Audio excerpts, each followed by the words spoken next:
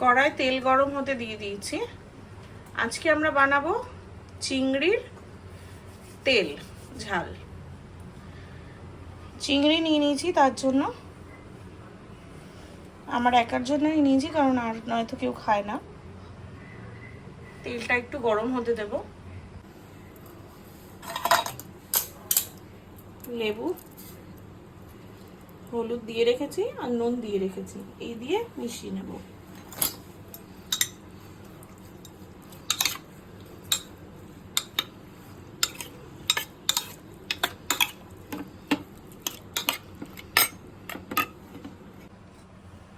এবার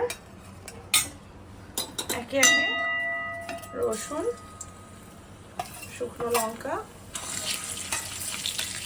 দিয়ে নেড়ে নেব। আরো কিছুটা রসুন দেব।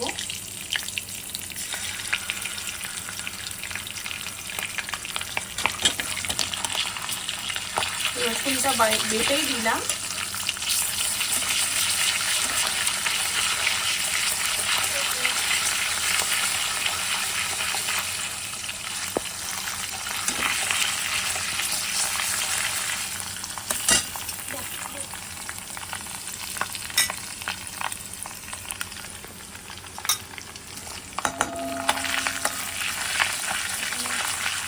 কিচ্ছু না, শুধু চিংড়িটা এবার ঢেলে দেবো।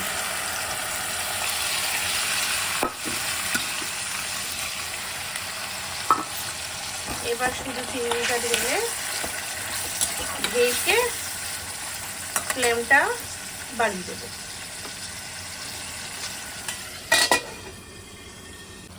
এবার ঢেলে দেবো ধনেপাতা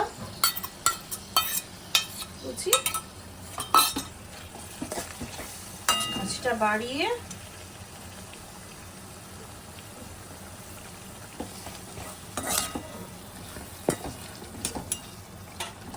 হাই ফ্লেমে জাস্ট 1.5 মিনিট।